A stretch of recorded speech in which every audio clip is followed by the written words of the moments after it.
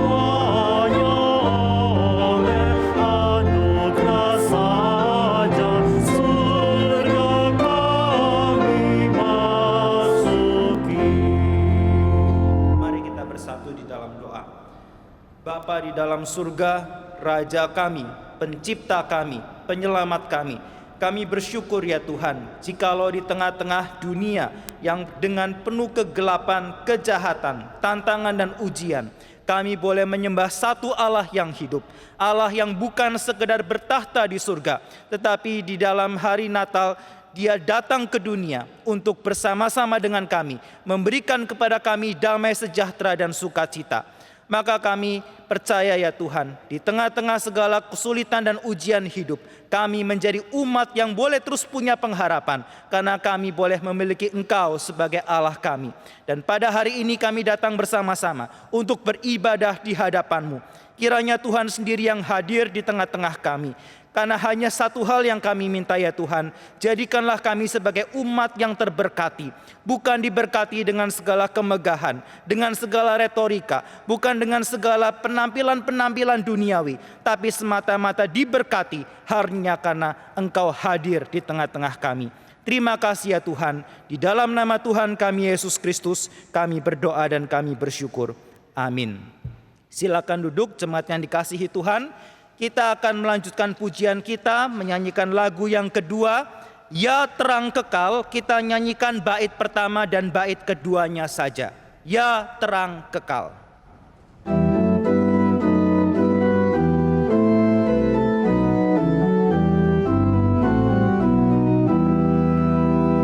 Ya terang kekal, ya terang kekal, sucilah jiwaku. Sebab di hadapan terang-Mu, hatiku pun terselidiki, jiwaku pun suci. Ku seorang yang berdosa dalam kebenaran suram. Sebelum Sang Kudus datang, jiwaku tak pancarkan terang kemuliaan-Nya. Jemaat yang dikasihi Tuhan, saya mengajak kita bersama-sama membaca kitab suci. Kita akan membuka dari Roma pasal ke-15. Kita membaca bersama-sama. Saya akan bacakan bagi kita semua Roma pasal 15 ayat 4 sampai ke 13. Surat Roma 15 ayat 4, demikian firman Tuhan. Sebab segala sesuatu yang ditulis dahulu telah ditulis untuk menjadi pelajaran bagi kita, supaya kita teguh berpegang pada pengharapan oleh ketekunan dan penghiburan dari kitab suci. Semoga Allah yang adalah sumber ketekunan dan penghiburan mengaruniakan kerukunan kepada kamu sesuai dengan kehendak Kristus Yesus, sehingga dengan satu hati dan satu suara kamu memuliakan Allah dan Bapa Tuhan kita Yesus Kristus. Sebab itu terimalah satu akan yang lain, sama seperti Kristus juga telah menerima kita untuk kemuliaan Allah. Yang aku maksudkan ialah bahwa oleh karena kebenaran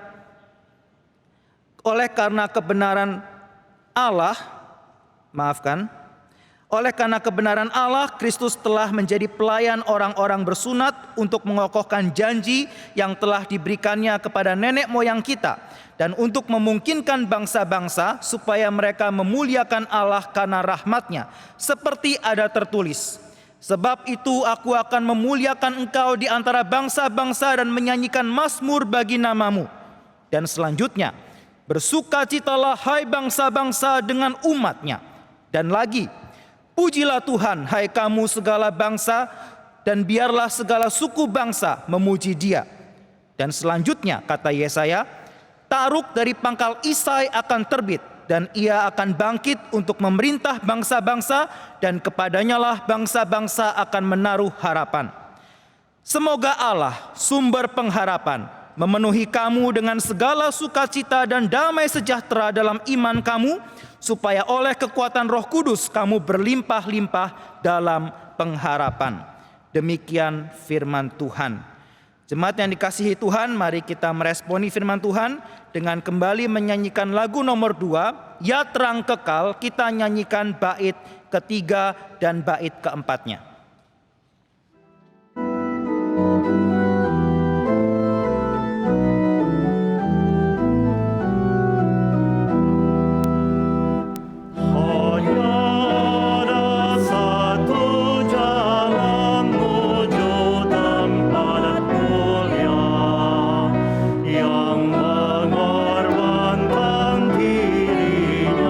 Roh Kudus memuliakannya.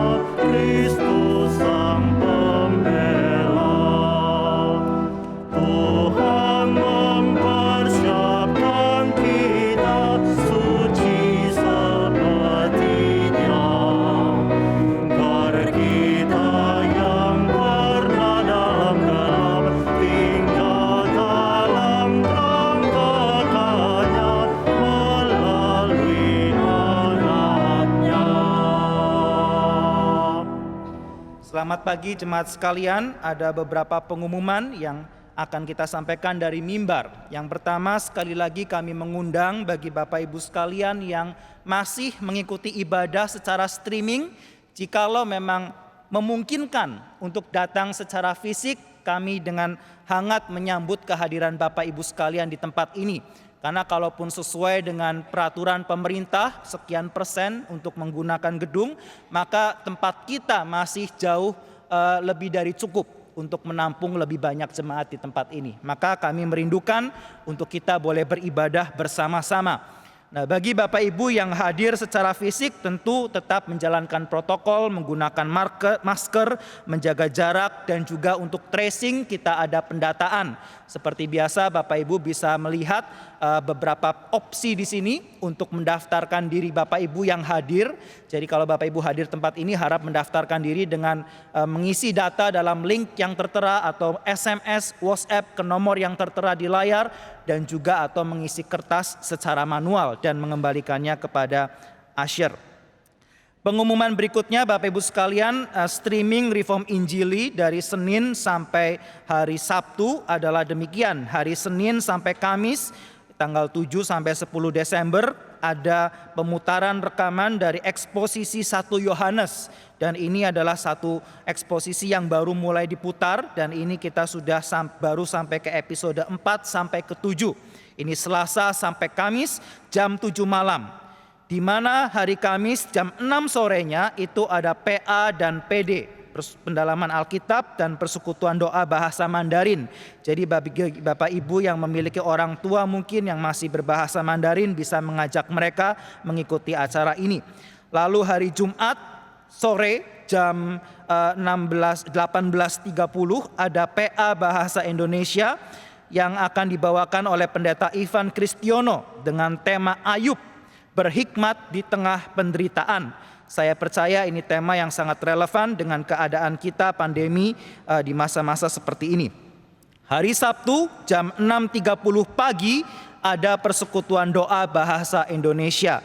Bapak Ibu mari kita bersama-sama mengikuti persekutuan doa ini. Kita berdoa bukan bagi diri kita sendiri, tetapi bagi gereja Tuhan dan bagi dunia ini. Lalu sorenya hari Sabtu jam 7 sore adalah pemutaran rekaman KPIN di Balikpapan yang pada waktu itu diadakan tahun 2012.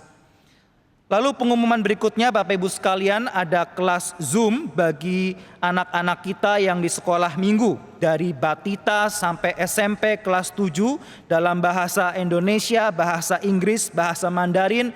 Kita menyediakan pelayanan bagi anak-anak sekolah minggu melalui Zoom. Informasi dapat Bapak Ibu baca di dalam brosur yang tertera dan bisa menghubungi informasi yang ada di sana.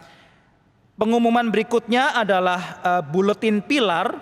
Buletin pilar telah terbit pada bulan ini dan dapat diunduh melalui buletinpilar.org. Saya percaya ini bacaan yang juga sangat baik ditulis oleh pemuda-pemudi kita di GRII ini. Yang terakhir adalah pengajuan pemberkatan nikah. Secara singkat saja ada 3 pasang Bapak Ibu sekalian. Ada Saudara Hesron dan Saudari Karen. Ada Saudara Henok Fajar Prianto dan Saudari Stella Veranita Wotulo. Dan juga ada Saudara Eka Rian Satria Lesmana dan Saudari Helena Elvira. Bagi ini masih di tahun depan, tetapi bagi Bapak Ibu yang ada keberatan masukan yang sah dapat memberikannya kepada sekretariat. Jikalau tidak, kita bisa mendoakan supaya Tuhan terus memimpin jalan dari pasangan-pasangan yang ada ini. Bapak Ibu sekalian, mari kita bersama-sama mempersiapkan hati untuk memasuki doa syafaat. Saya mengajak kita bersama-sama bangkit berdiri. Kita akan nyanyikan lagu ketiga, Hadir Kau, sebelum kita memasuki doa syafaat. Oh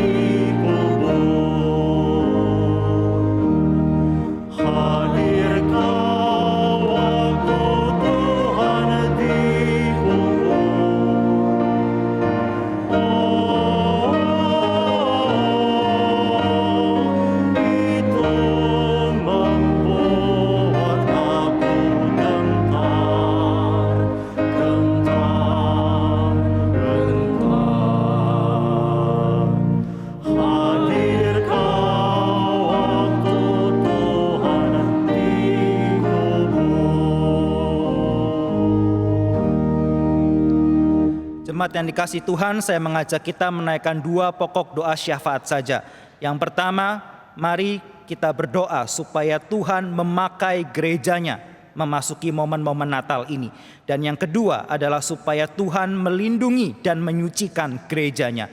Yang pertama, mari kita buka suara, kita minta dalam momen Natal ini supaya gereja Tuhan boleh dipakai memberitakan Injil Kristus yang datang ke dunia. Mari kita buka suara, kita berdoa.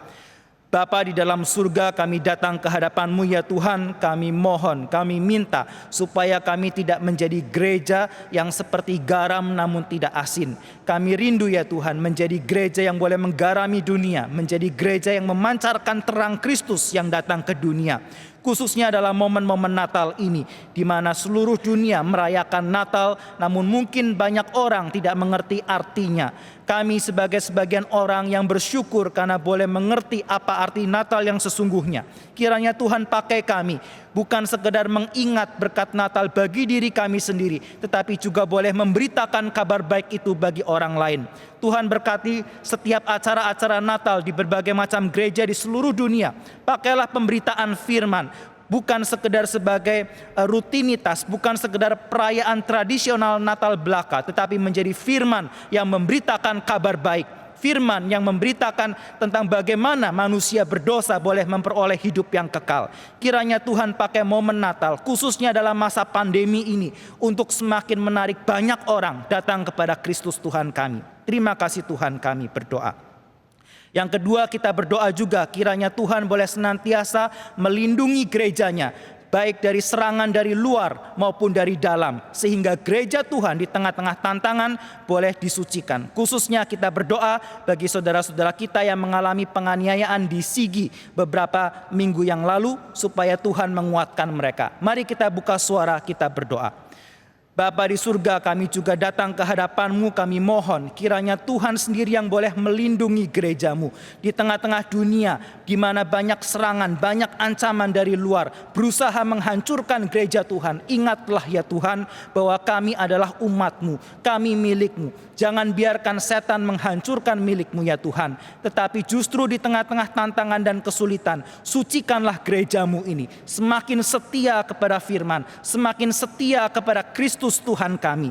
Ya Tuhan, kami juga berdoa biarlah pemerintah boleh dengan ketegasan, keadilan menindak pelaku-pelaku kejahatan yang menganiaya gereja-Mu. Biarlah pemerintah bukan sekedar melakukan politik sebagai menjaga image saja, tetapi betul-betul menjadi pedang Tuhan yang mendatangkan keadilan di tengah-tengah dunia ini. Terima kasih Tuhan, kami berdoa. Bapa di surga, inilah doa kami ya Tuhan sebagai umat-Mu. Pakailah kami ya Tuhan, tetapi juga lindungi kami, sucikan kami, sehingga pada harinya nanti kami boleh datang di hadapan Kristus Yesus sebagai mempelai yang tanpa cacat dan tanpa cela. Terima kasih Tuhan, di dalam nama anak-Mu Tuhan kami Yesus Kristus kami berdoa, amin. Silakan duduk jemaat sekalian. Sekarang kita akan menyaksikan persembahan pujian dari Jos yang akan menyembahkan pujian O Come All Ye Faithful. O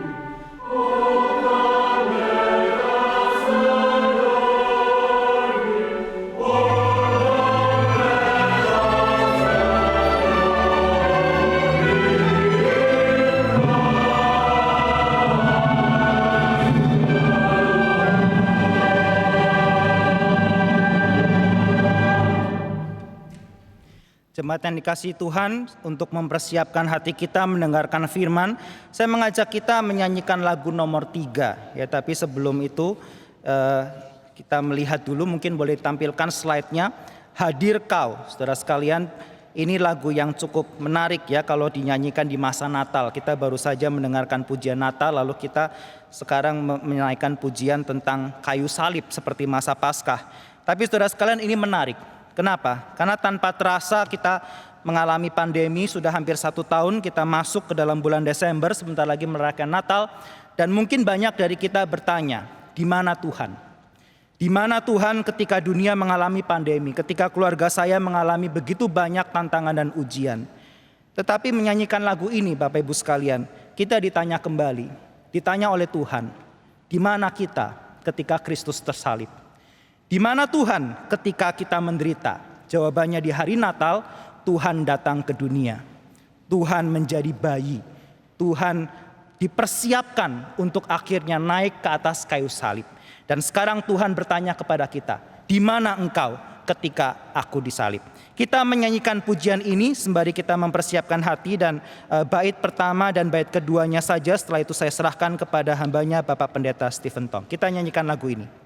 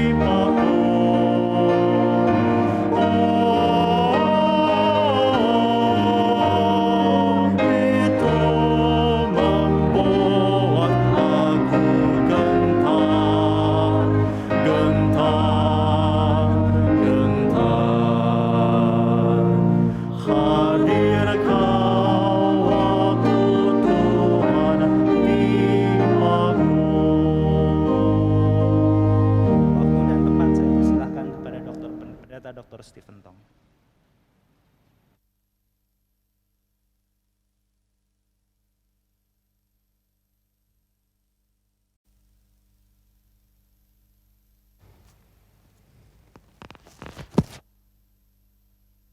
Pagi, mari kita berdoa.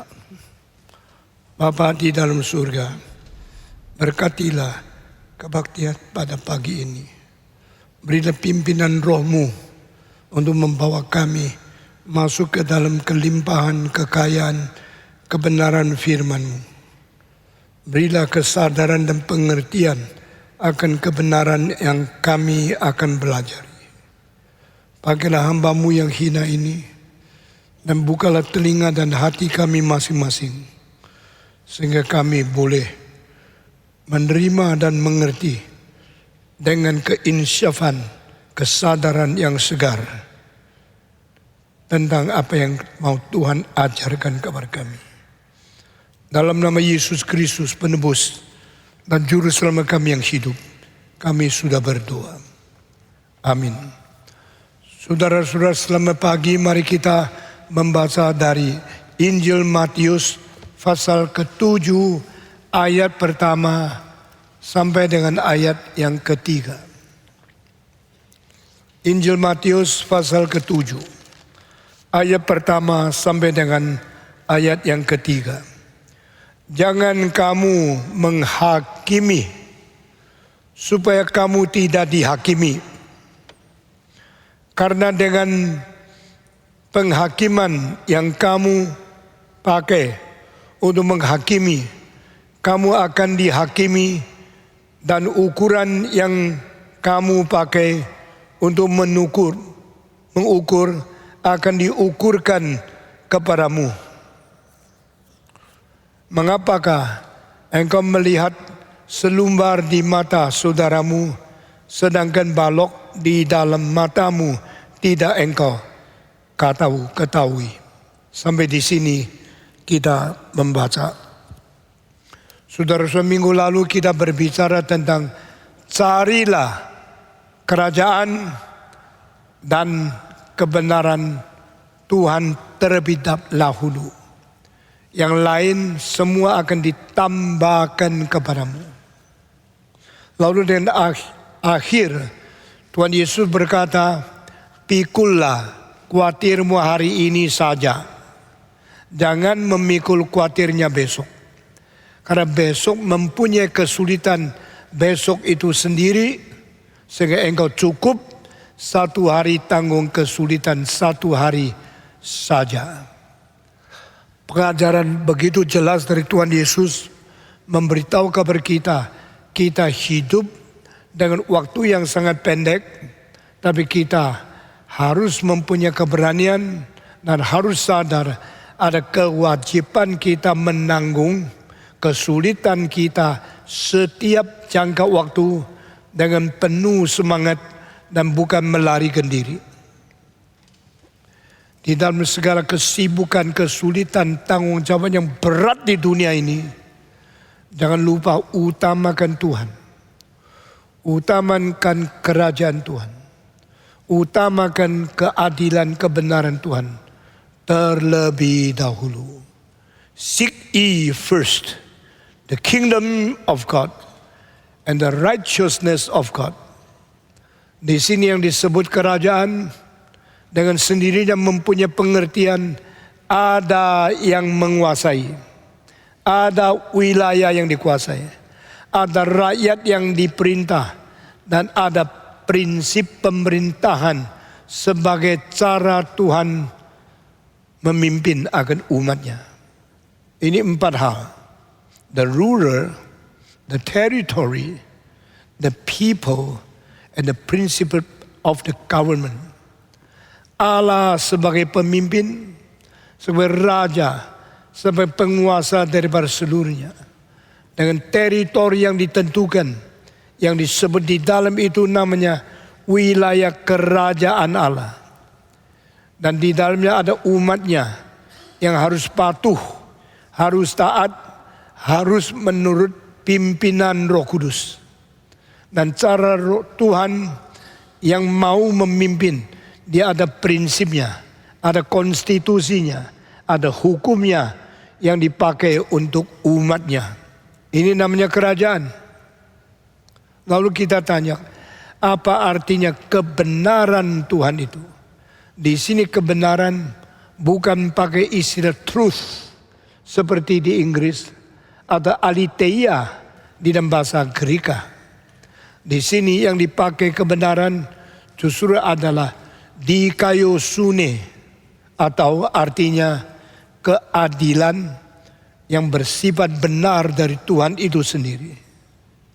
Jadi kerajaan Allah sudah tiba ke dunia, di mana Tuhan menjadi pemimpin semua orang yang taat kepada Dia. Jadi orang Kristen di dunia, kita berada di dalam 2 kerajaan. Kita anggota warga negara Indonesia. Sekaligus kita anggota warga negara surga. Untuk kerajaan surga ada di dunia, diwakili oleh gereja. Untuk kerajaan dunia ada di dunia, diwakili oleh pemerintah Indonesia. Lalu kita harus mengetahui bagaimana mematuhi prinsip pemerintahan di dunia, yaitu menjadi anggota warga negara Indonesia. Juga kita harus mengerti bagaimana mematuhi prinsip pemerintahan surga, di mana yang diwujudkan melalui gereja yang di dalamnya ada prinsip Alkitab. Jadi kerajaan itu mempunyai pemimpin, wilayah, penduduk, dan prinsip pemerintahan. Di dalam wilayah itu, di dalam kerajaan itu ada pertahanan, ada serangan, ada namanya perang, dan adanya mempertahankan keamanan intern. Semua kerajaan sama, semua negara sama. Dari Amerika, Rusia, Jerman, Prancis, Inggris, Italia, Austria, sampai di Cina, Jepang, Taiwan, sampai di Indonesia. Semua negara harus ada pertahanannya. Harus ada keberanian menyerang dan perang di luarnya. Dan ini pemimpin, wilayah, umat, prinsip, konstitusi, peperangan, pertahanan. Semua ini membentuk negara. Saudara-saudara, keadaan yang double antara kerajaan Allah dan kerajaan dunia ini membuat kita sebagai orang Kristen yang berdouble kewajiban mematuhi perintah Tuhan dan mematuhi pemerintah negara di dunia. Menjadi anggota kekristenan juga menjadi anggota negara Indonesia. Kalau dua ini berbentur, kita harus mentaati Tuhan lebih dari manusia.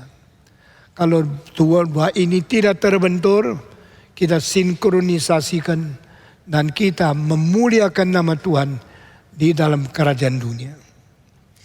Carilah kerajaan Allah dan carilah kebenaran Allah terlebih dahulu. The kingdom of God in the first. And let the first be the first, and other be others. Yang utama Tuhan dan kerajaannya.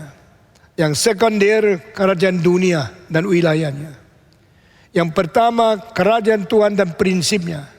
Dan kedua diterapkan di dalam dunia demi memuliakan Tuhan dan demi menjadi berkat bagi umat di dunia ini. Orang Kristen harus jelas prinsip ini. Saya mau tanya, selain kerajaan dunia dan kerajaan Allah, adakah kerajaan lain di dunia ini? Kerajaan iblis. Dan kerajaan iblis pasti bertentangan dengan kerajaan Allah. Prinsip iblis pasti bertentangan dengan prinsip Tuhan Allah. Konstitusi dari kerajaan setan dan konstitusi dari kerajaan Tuhan Allah pasti berbeda. Berbeda di mana? Tuhan mau memerintah umatnya taat karena konstitusi, hukum dan prinsip dari surga. Setan mau kita taat karena konstitusi, prinsip dan hukum dari setan. Sehingga Alkitab mengatakan Roh Kudus berperang dengan nafsu kedagingan. Dan nafsu kedagingan berperang dengan Roh Kudus. Sehingga kita tidak bisa melakukan apa yang kita ingin. Pada waktu kita menginginkan menjalankan yang benar, setan mengganggu supaya kita dicobai dan kita jatuh ke dalam dosa yang diatur dan yang diperintahkan oleh dia. Waktu kita mau menjalankan perintah setan yang diatur oleh kejahatan dan nafsu kedagingan kita, Roh Kudus melarang dan mengatakan, anakku, engkau sudah kulahirkan baru, engkau tidak boleh mengikuti nafsumu dan taat kepada setan. Itu sebab jadi orang Kristen tidak gampang. Tak pernah Alkitab mengatakan, engkau mengikuti aku, engkau akan gampang, segala sesuatu beres, lancar, enak, dan engkau pasti sukses. Itu bukan ajaran Tuhan. Itu ajaran setan. Ajaran Tuhan berkata, barang siapa mau masuk dalam kerajaan Allah harus mengalami banyak sengsara dan penderitaan. Kerajaan Tuhan berkata, barang siapa yang mau mengikut aku harus pikul salib dan saben hari bertanggung jawab untuk mengikut pimpinanku. Ini ajaran yang sehat, ajaran yang benar, ajaran yang kekal dari surga, To be a Christian, you have to bear your cross. To be a Christian, you have to bear your own responsibility. To be a Christian, you have to experience so many difficulty in order to go into the kingdom of heaven. Saya kira ini sudah selalu diajarkan di gereja seperti ini, sehingga kita tidak perlu diulangi lagi. Kita harus pelajari lebih mendalam dan lebih sungguh-sungguh, supaya kita tidak menyeleweng dan kita tidak selingkuh dari perjalanan yang sudah ditetapkan oleh Tuhan.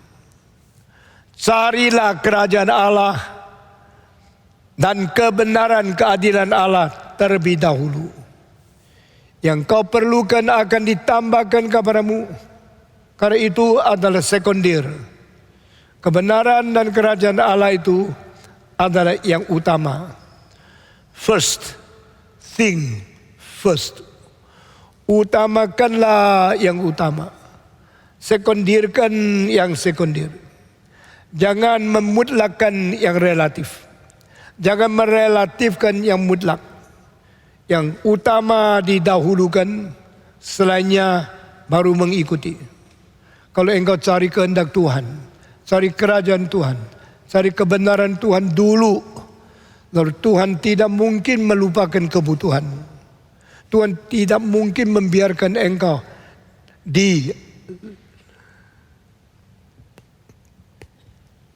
biarkan atau ditinggalkan. Karena Tuhan yang mencipta rohani kita juga adalah Tuhan yang mencipta jasmani kita. Tuhan yang memberikan kita pengharapan untuk kekal juga adalah Tuhan yang memberi kebutuhan kita sementara. Masakan orang Kristen yang mencari kerajaan dan kebenaran Tuhan terlebih dahulu, lalu Tuhan melantarkan dia supaya dia tidak ada makanan, tidak ada minuman, tidak ada pakaian. Itu sebab jangan khawatir. Saya mesti makan apa, minum apa, dan mesti pakai apa. Itulah yang dituntut oleh orang duniawi.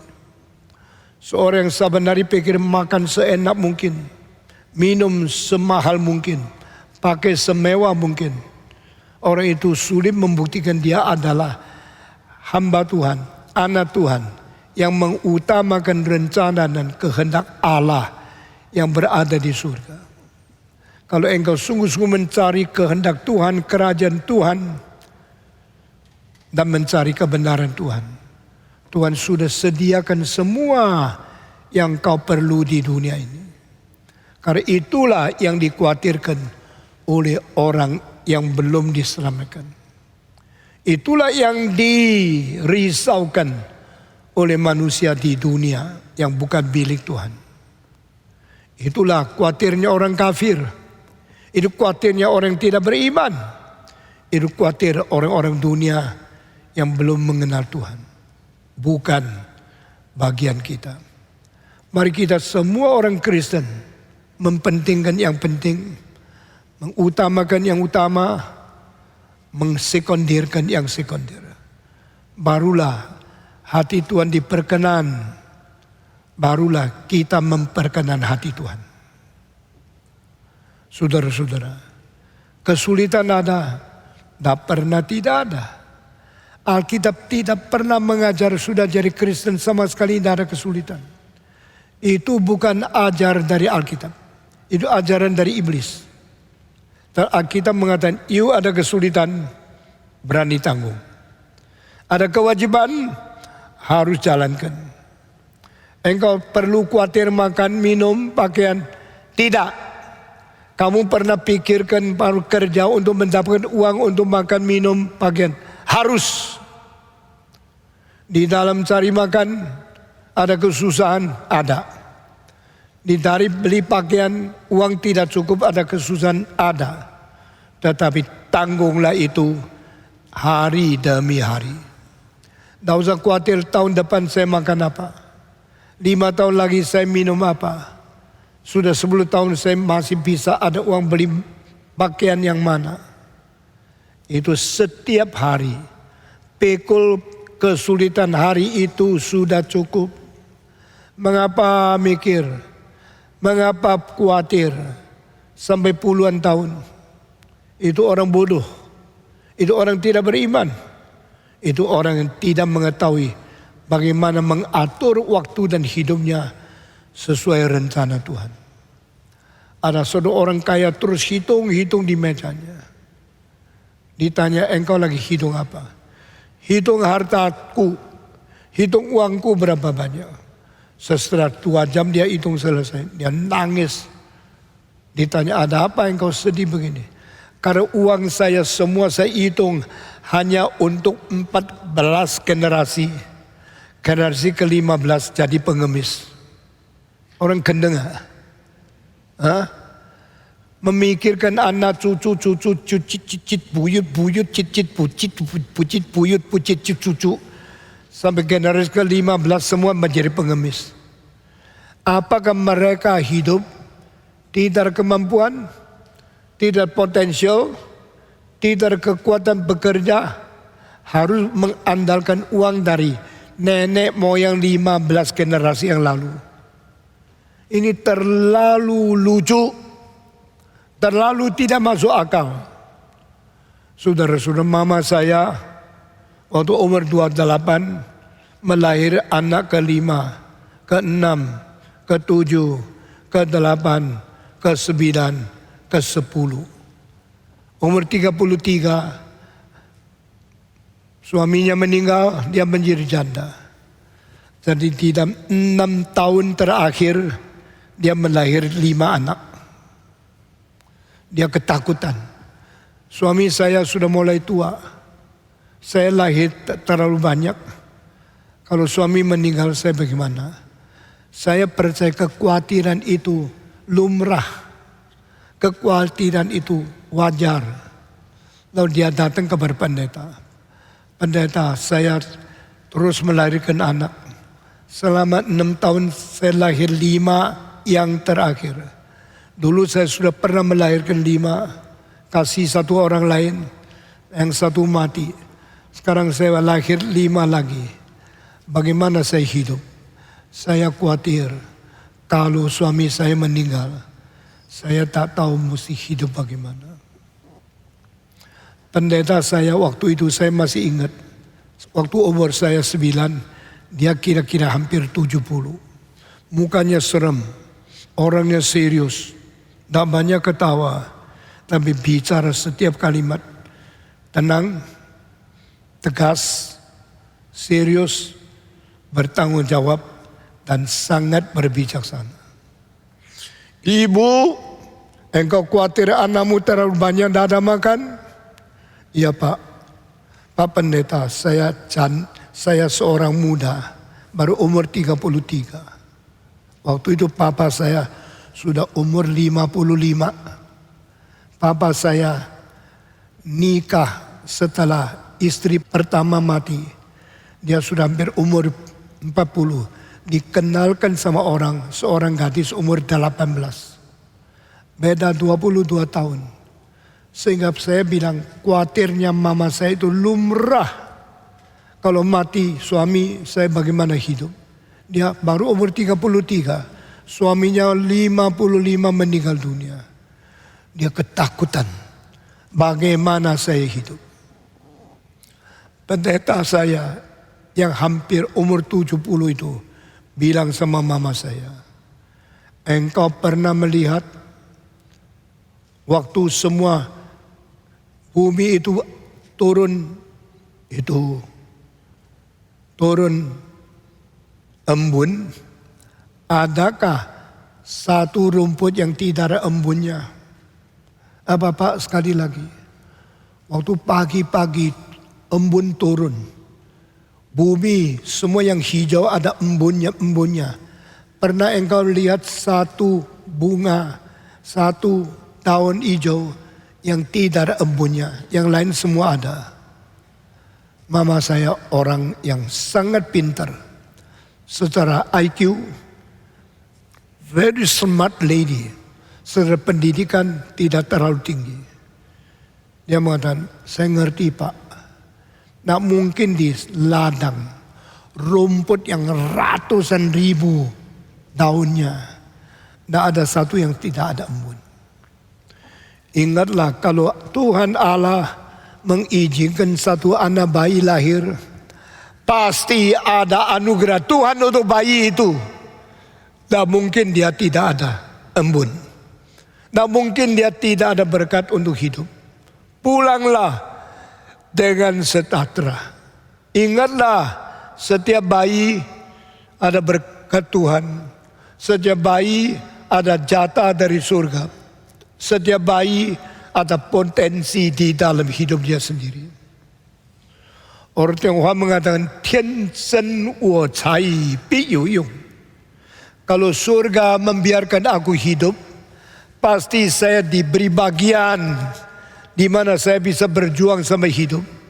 Nah, mungkin ada satu orang itu harus mati karena tidak ada bagian, tidak ada bekal yang Tuhan siapkan untuk dia. Mama saya sadar mulai hari itu, mama saya giat bekerja. Dan sekarang saya bicara sama anak saya.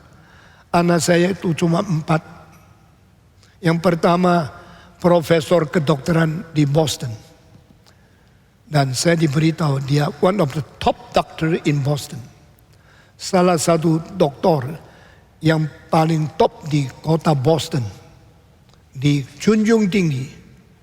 Dia diundang untuk menjadi profesor di universitas. Tahun ini umur 47. Anak 2. Saudara-saudara, anak kedua saya, David Tong, yang baru dapat kecelakaan sekeluarga dan sekarang mulai pulih pelan-pelan. Puji Tuhan, saya bilang, David, malam itu engkau terlalu capek, engkau tertidur, akhirnya engkau tabrak. Terus setelah engkau bangun, engkau lihat mobil, sekitarnya tidak ada mobil yang ditabrak. Lalu kamu tabrak apa? Dia tertidur tabrak truk yang besar sekali. Tapi karena dia pakai kijang, bukan pakai mobilio, sehingga dia waktu tabrak bukan di bawah truk dia hancur. Sesudah tabrak, truknya tidak sadar pergi. Dia tidak mati di bawahnya truk yang besar itu. Dan dia tidak tabrak membuat orang lain mati. Dan setelah tabrak truk sampai radiatornya mundur 1 meter, hancur semua. Anak dia juga tidak ada yang mati. Tapi waktu saya lihat foto patah Daniel yang saya sangat kasih umur 17, tangan bengkok jadi 3. Saya tidak tahu berapa sakit yang ditanggung anak umur 17 itu. Dan sekarang sudah lurus, mungkin berapa bulan lagi bisa kerja seperti biasa. Saya bilang, David, puji Tuhan engkau tidak mematikan orang. Puji Tuhan engkau tidak mematikan anakmu. Kalau 5 anakmu ada yang mati, engkau bagaimana hidup selanjutnya? Bagaimana berkhotbah? Bagaimana melayani Tuhan? Hatimu akan menegur diri, guilty feeling berpuluh-puluh tahun. Engkau hidup tidak ada sejahtera lagi. Ya Pak, saudara-saudara, kita hidup di dunia ini perlu anugerah Tuhan. Dan dia suka anak banyak. Kalau tidak mati yang kelima, dia sekarang anaknya 6. Dan 6 anak dari pertama sampai akhir. 4 yang luka. Dan ada yang patah 3, patah 2. Semua dioperasi. Sekarang mulai kembali. Kesulitan itu harus ada. Dan setiap orang ada. Setiap hari ada. Kalau ada orang selama tahun-tahun tidak ada kesulitan apa, terlalu berkat. Tapi itu tidak normal. Karena Tuhan mengatakan, jikalau engkau mau masuk ke dalam kerajaan Allah, harus mengalami banyak penderitaan. Ini firman Tuhan. Lalu pendeta mengatakan, engkau percaya Kristus nanti tidak ada susah. Itu bukan ajaran dalam Alkitab. Itu satu penyelewengan dari firman Tuhan. Itu penipuan dari iblis. Orang Kristen ada kesulitan. Ada.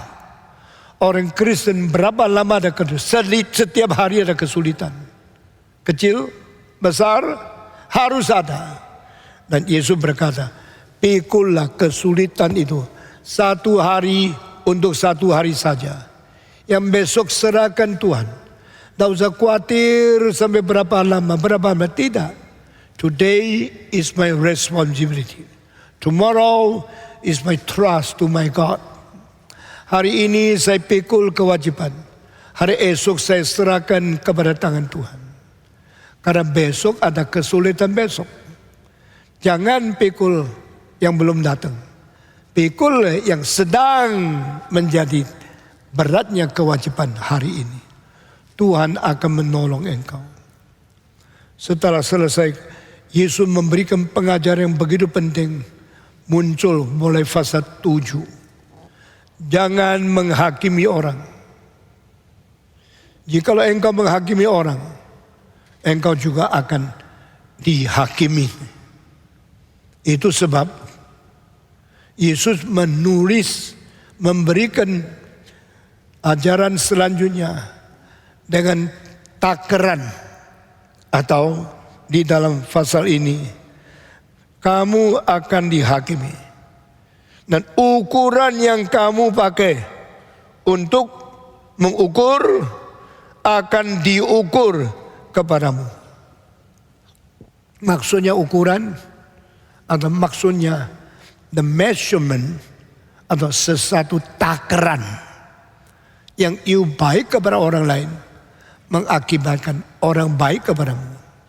Engkau hati besar kepada orang lain, engkau akan diberikan hati besar oleh temanmu. Dan Tuhan melihat semua itu. How big is your measure to others? You will be given the same measure as big as you did to others. Orang Hokkien mengatakan uliong uhok. Orang yang mempunyai hati besar, mempunyai berkat besar. Engkau baik kepada orang lain, engkau longgar kepada orang lain, engkau hati besar dan selalu memelihara orang lain, Tuhan juga akan memelihara engkau dengan kebesaran hati Tuhan. Ini adalah 3 ayat dari permulaan pasal ke-7 yang hari ini kita bicarakan. Sekarang masuk ke dalam, kenapa mengatakan tidak boleh menghakimi orang lain. Kalau begini kita tidak mungkin mempunyai freedom of speech. Kita tidak mungkin menilai orang lain dong. Jangan menghakimi orang lain. Jadi orang lain baik tidak boleh dikritik. Orang lain jahat tidak boleh dinilai. Kalau begini kita tidak ada hak atas menilai dan mengetahui atau memberikan perbandingan antara orang lain dan orang lain. Bukan itu artinya. Kalau itu artinya adalah seperti ini, berarti guru pun tidak boleh menilai muridnya dapat angka berapa. Saya menjadi guru mulai umur 14,5. Mulai cari uang, mulai dapat honor. Sampai sekarang umur 80. Tuhan memberikan kesempatan saya bekerja. Waktu saya umur 17, 18, saya mengajar 2 sekolah. Sambil belajar di 1 sekolah. Pagi jam 7 sampai jam 1 saya belajar di SMA. Jam 1 sampai jam 7 mengajar di sekolah dasar. Jam 7.30 sampai jam 9.30 saya mengajar di sekolah orang dewasa. Murid saya dari umur 6 sampai umur 65. Tidak ada pemuda pengalaman seperti saya. Waktu saya masuk ke dalam kelas orang tua, ada yang 40, ada yang 30 yang dulu tidak pernah sekolah. Mereka pakai malam setiap hari 2 jam belajar bahasa, belajar sains, belajar pengetahuan yang lain. Dan saya boleh dikatakan sejak umur 14,5, saya termasuk guru yang paling dihormati oleh murid saya. Bukan karena saya belajar education, pedagogi, sangat pintar. Tapi autodidak dan saya diberikan bakat alamiah Kalau saya mengajar begitu berdiri, murid semua diam. Saya bilang mari kita belajar, semua perhatikan. Waktu saya mengajar mereka jelas sekali. Sama seperti sekarang kalau saya khotbah, engkau langsung mengerti khotbah saya apa. Tidak terlalu banyak istilah-istilah yang sulit dalam teologi. Meskipun di dalam khotbah saya menyinggung filsafat lebih banyak dari pendeta lain. Menyinggung banyak doktrin yang dalam dari pendeta lain. Tapi waktu saya menjelaskan bisa paparkan dengan sederhana. Dengan sama gampang dimengerti. Sehingga semua orang senang pengajaran saya. Dari umur 14 saya menjadi guru sampai sekarang 80. Di dalam 66 tahun ini saya tidak pernah mengalami murid tidak senang saya karena sukar mengerti penjelasan saya lalu melawan saya. Di sekolah mana saja saya dipilih sebagai guru terbaik, guru yang paling dicintai murid, guru yang dihormati oleh seluruh sekolah. Dan akhirnya waktu saya menjadi pendeta, saya menjadi pendeta yang menjangkau manusia lebih banyak dari pendeta yang lain.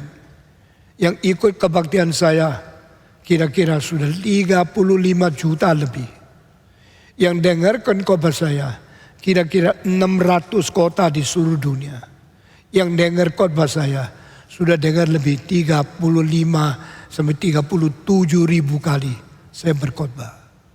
Sekarang pandemik COVID, tetap saya melayani gereja Reform Injil Indonesia.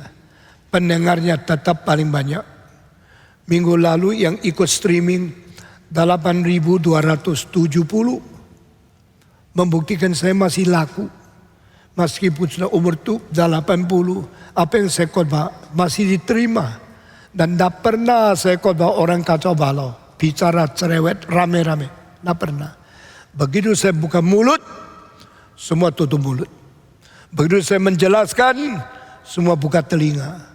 Ini gejala sejak umur 14 menjadi mujizat yang Tuhan berikan untuk pelayanan saya sampai hari ini.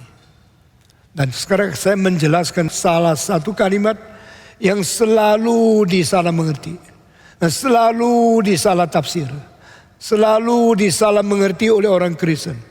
Jangan menghakimi orang lain. Cilaka. Saya bilang orang itu sombong. Ini menghakimi tidak. Orang itu kurang cinta Tuhan. Ini menghakimi tidak. Mungkin. Itu mungkin sudah menghakimi. Tapi mungkin tidak.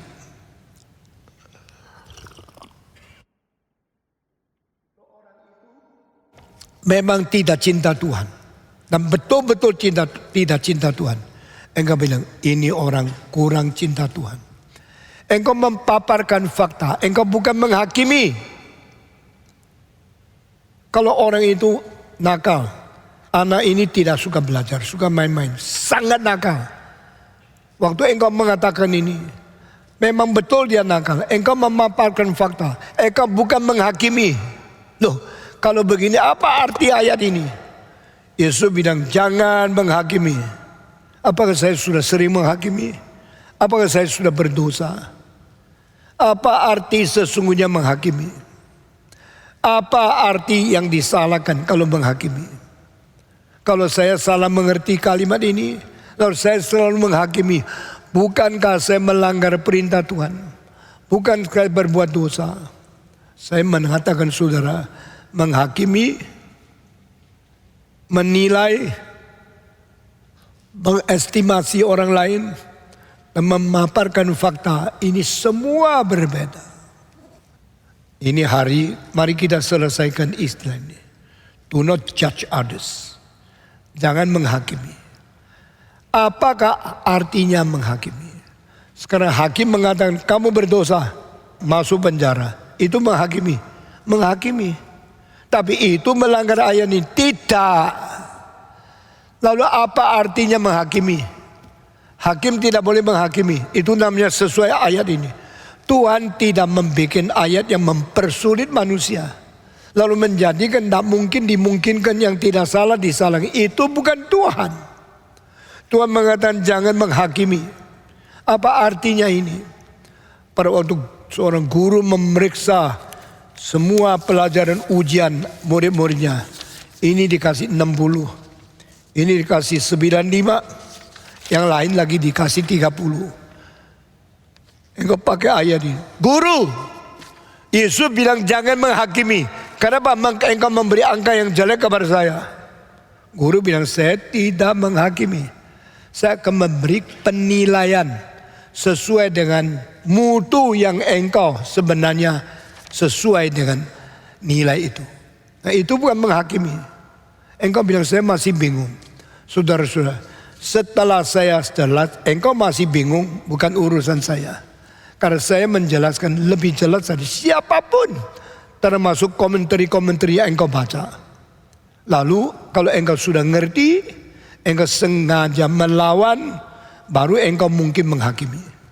Tapi kalau engkau mengerti, lalu engkau menjalankan tugasmu, itu bukan menghakimi. Waktu guru memberi nilai, kalau dia jujur, kalau dia sungguh-sungguh, memberi nilai sesuai dengan orang itu jawaban taraf sama iman, itu bukan menghakimi. Itu mengkonformasikan akan derajat yang sesuai, yang sewajar dan sefakta dengan yang ada. Sekarang kalau pemerintah, jaksa, hakim memberikan satu tuduhan dan menjatuhkan hukuman sesuai dengan dosa yang diperbuat itu, yang sengaja diperbuat, yang sangat melanggar hukum, lalu diberikan hukuman, itu bukan menghakimi, itu menjalankan tugas untuk membereskan ketidakadilan dan kerusakan masyarakat menurut pemerintahan yang benar. Saudara-saudara, maka penghakiman, penilaian, estimasi, dan perbandingan itu harus ada pada manusia. Kalau ini fungsi tidak ada pada manusia, manusia tidak beda sama binatang. Kita bisa tahu ini orang jahat, hati-hati. Ini orang baik, belajar daripada dia. Ini penilaian, bukan penghakiman. Alkitab mengatakan orang jahat akan ditiup dengan angin seperti jerami, seperti barang-barang yang tidak ada isinya, cuma kulit, akan terhilang kemana. Tuhan mengetahui bagaimana mengajar kita, Tuhan mengetahui bagaimana mendidik kita untuk membedakan yang baik dan yang jahat. Yang baik bilanglah itu baik, yang jahat bilanglah itu jahat. Waktu engkau bilang kamu jahat sesuai dengan kejahatan yang sesungguhnya ada, itu memaparkan fakta, bukan menghakimi. Tapi engkau yang tak ngerti melihat orang baik, wah saya lihat ini kurang ajar, ini orang jahat, itu menghakimi. Karena engkau tidak ngerti, engkau salah nilai, engkau tidak mengenai fakta, tidak sesuai dengan faktual yang ada, sembarang memberikan judge, itu penghakiman. Apa artinya ayat ini? Janganlah menghakimi. Jangan engkau salah menunjukkan dosa orang lain. Dasarnya tidak ngerti, salah ngerti, lalu sengaja dan motivasi yang tidak baik mencelakakan orang. Itu namanya menghakimi. Jadi satu kalimat, satu tindakan yang muncul dari satu orang, waktu engkau melihat, jangan sembarangan mengvonis dia melanggarkan ayat pasal 7 yang pertama ini. Itu bahaya sekali. Kalau kita salah menilai, kita berdosa. Kalau orang itu tidak mencapai nilai yang harus diadakan, misalnya ditetapkan nilai 60 lulus, nilai 59 mesti fair, atau mesti mulai lagi belajar. Penilaian yang sesuai dengan mutu yang ada, itu bukan menghakimi. Tetapi yang sudah belajar sampai kerjaan yang baik, jawabnya semua betul. Engkau karena benci dia, kasih dia angkat, turun dari seharusnya, engkau menghakimi. Saudara-saudara, ini Tuhan tidak sembarangan. Kalimat di Alkitab tidak boleh diselewengkan. Pengertian yang sejati, penilaian yang sesuai, dan memberikan sesuatu hukuman atau pujian yang senonoh, itu adalah melaksanakan kebenaran. Itu bukan menghakimi. Tetapi kalau engkau lihat orang itu kelihatan kok seperti nakal, wah ini pasti pencuri, itu menghakimi. Karena engkau tidak tahu, engkau tidak jelas, engkau mengertinya tidak benar-benar, engkau mengertinya salah-salah, lalu engkau mengvonis, itu menghakimi. Menghakimi berdasarkan motivasi yang kurang baik, menghakimi berdasarkan penilaian yang tidak sesuai, menghakimi berdasarkan tidak ada fakta, tetapi engkau mau merugikan orang lain, itu menghakimi. Jangan menghakimi. Engkau bukan Tuhan Allah. Engkau tidak berhak memberikan penilaian yang salah, mengvonis orang supaya dapat hukuman sesuai dengan like or dislike engkau. Kalau engkau senang satu orang, kentut nyapu engkau anggap itu wangi, ini menghakimi. Kalau engkau dah senang seorang, kerja setengah mati, engkau tetap vonis, dia harus dihukum. Engkau menghakimi. Jikalau tidak menghakimi, baru engkau menjadi pengacara yang jujur, menjadi hakim yang adil, menjadi penilai yang sejati. Itu tidak salah. Guru menilai angka anak-anak, bukan menghakimi. Kita membedakan ini orang baik itu jahat, itu tidak menghakimi. Asal yang you nilai sesuai dengan fakta. Nah saudara-saudara, sekarang saya mengambil contoh Yesus Kristus. Yesus Kristus menghakimi orang lain banyak, tapi menghakimi secara apa?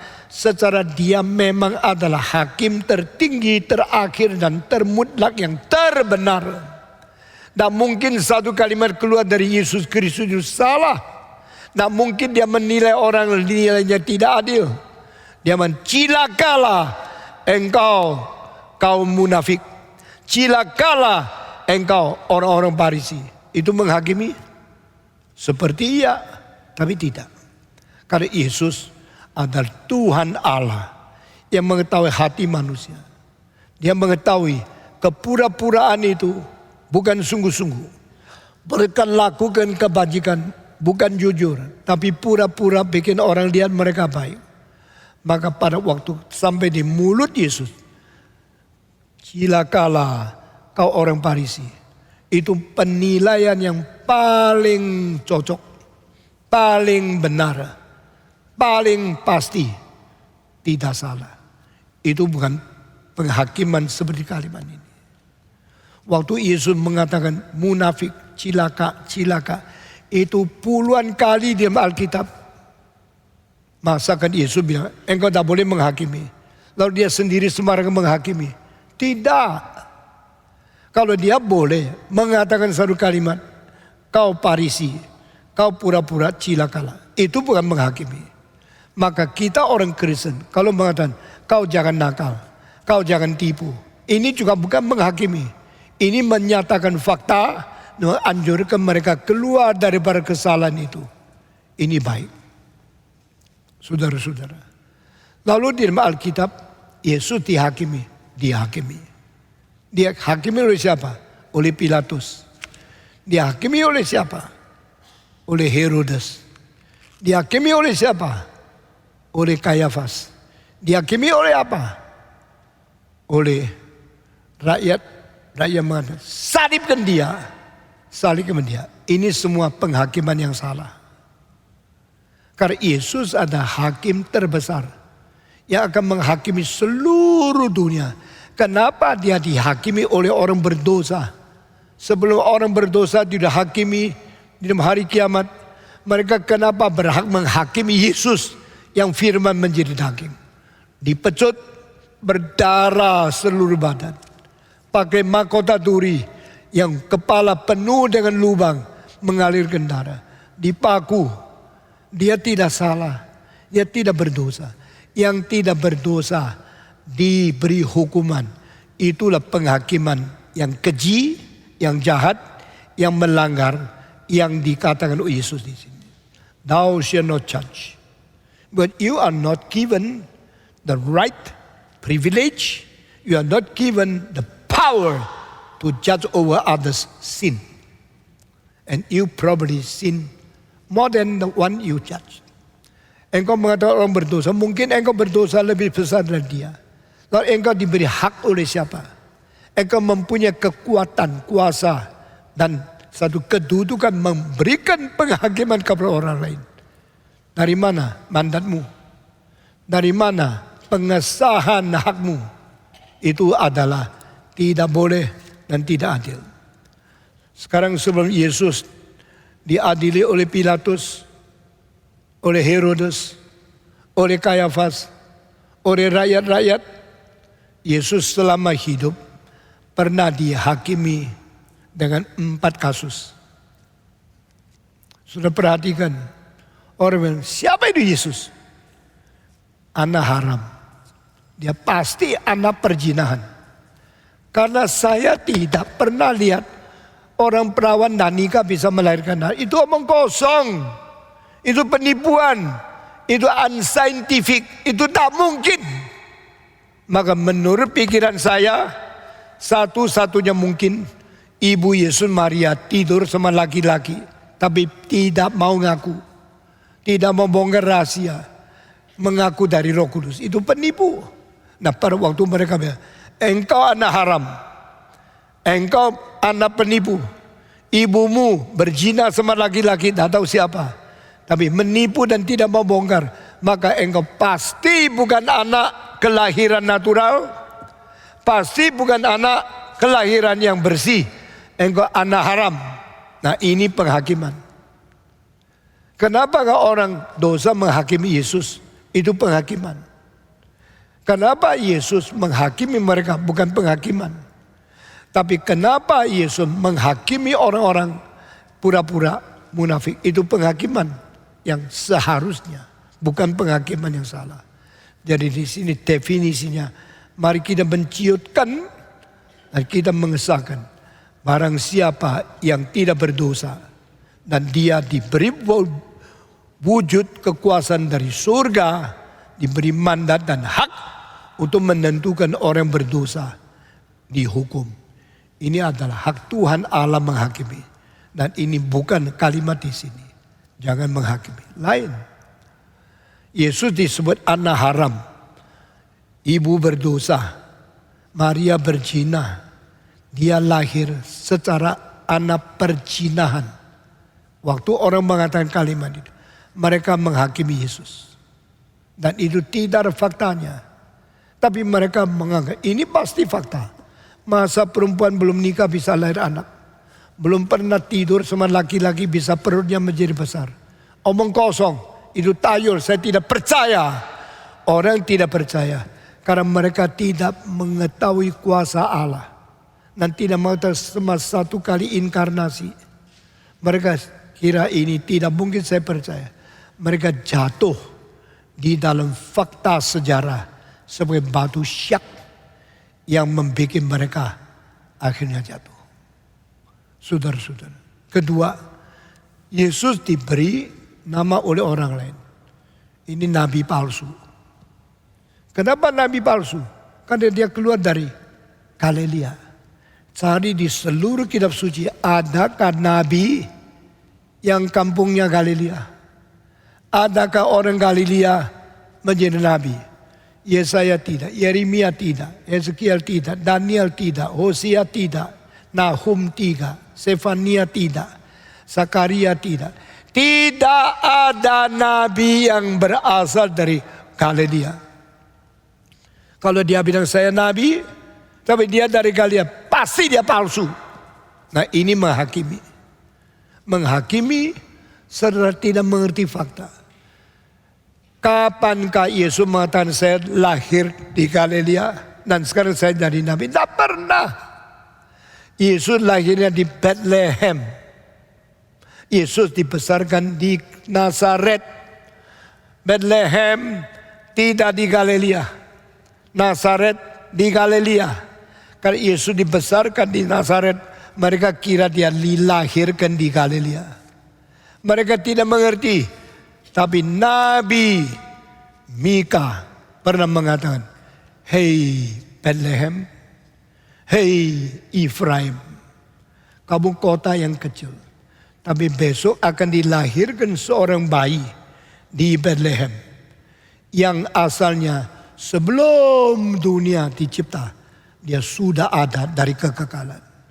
Jadi mereka yang tidak ngerti, sudah tidak ngerti sembarang ngomong. Saya paling benci orang yang salah mengerti lalu menasihati saya. Engkau salah, saya kasih tahu. Saya bilang buka dulu. Dikasih tahu tidak mau dengar. Benci saya. Yesus bicara politik. Jawab. Yohanes Pembaptis bicara politik. Jawab. Yesaya, Musa, Daniel bicara politik. Dia mengkritik raja. Mengkritik politik zaman itu. Semua dikerjakan. Itu namanya mandat budaya. Justru orang Kristen yang dulu bukan di GRI, tidak ngerti itu. Sudah masuk sini dengar pendeta dia bicara politik. Wah, ini hari kau tidak khotbah firman Tuhan. Apa itu firman Tuhan? Waktu Yesus berkata, pergi beritahu sama serigala Herodes. Waktu itu dia mengkritik Herodes. Mengkritik, menyebut dia adalah serigala. Itu politik enggak? Kalau begitu, Yesus juga tidak memberi firman. Bicara tentang politik. Yohanes Pembaptis berkata, Herodes, kau merampas istri kakakmu menjadi istrimu sendiri, berdosa kamu. Dia kritik pemimpinnya. Dia bicara politik enggak? Itu firman tidak? Saudara-saudara, jadi engkau kalau tidak ngerti lalu mengkritik saya, engkau menghakimi saya. Karena Amerika dipimpin oleh Tuhan melalui orang Kristen yang naik kapal Mayflower pergi ke pelabuhan di Massachusetts. Saya sendiri pergi melihat pelabuhan itu. Mereka begitu naik ke atas langsung berkata, puji Tuhan, Thanksgiving. We are away from a persecuted place in Europe. Kita dianiaya di Eropa. Sekarang Tuhan menyelamatkan kami, bahwa kami aman sampai di sini. Di daerah ini kita menjadi orang Kristen yang beriman kepercayaan. Orang yang mempunyai perasaan takut Tuhan. Mendidik anak kita boleh harus mengerti kitab suci. Belajar berbakti. Puji Tuhan di sekolah. Itu pimpinan Tuhan. 200-300 tahun yang lalu. Tahun 1776 mereka mulai bersiap untuk memerdekakan Amerika dari Inggris. Inggris negara Kristen, tetapi imannya, cara mengajar kitab sucinya banyak distorsi. Dan di Belanda, di Perancis, banyak orang Protestan dibunuh. Mereka tidak bisa melayani Tuhan. Sama seperti Tuhan suruh Musa pergi pada Firaun, bicara sama dia, biarkan umatmu keluar dari Mesir. Mereka mau berbakti kepada Tuhan.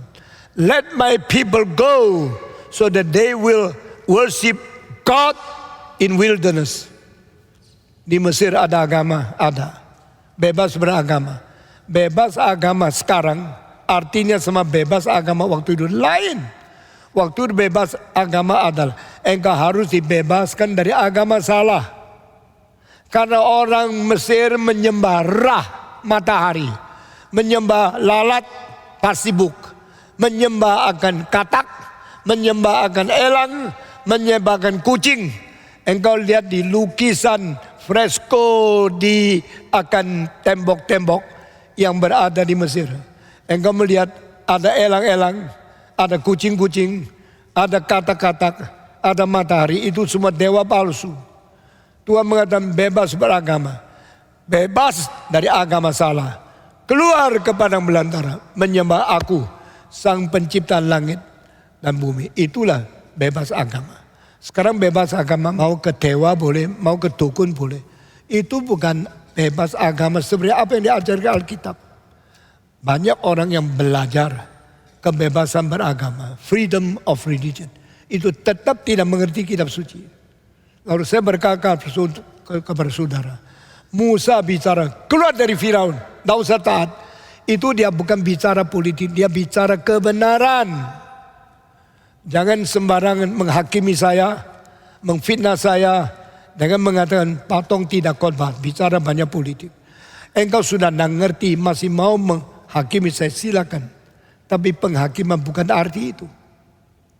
Kalau engkau mengetahui, saya kasih data salah, engkau mengingat, saya terima kasih.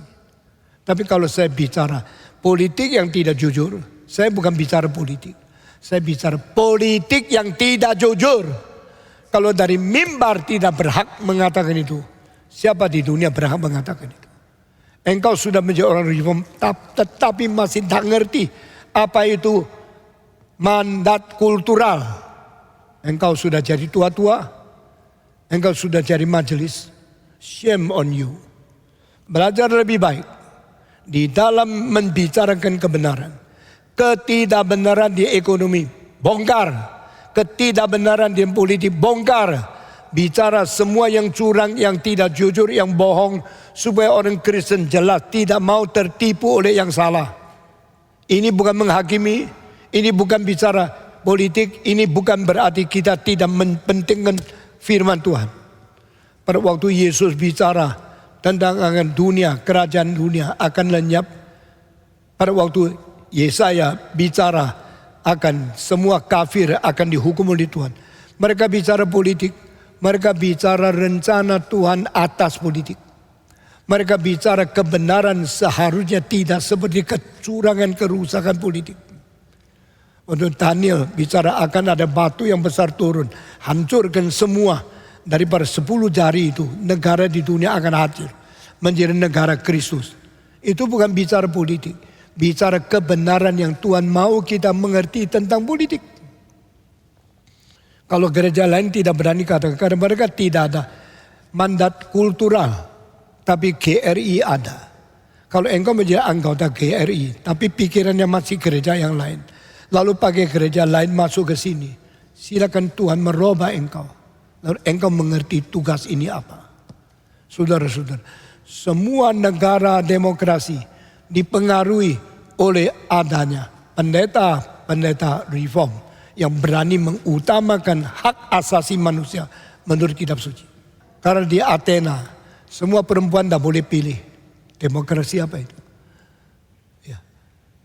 Semua umur mungkin di bawah 25 tidak boleh pilih.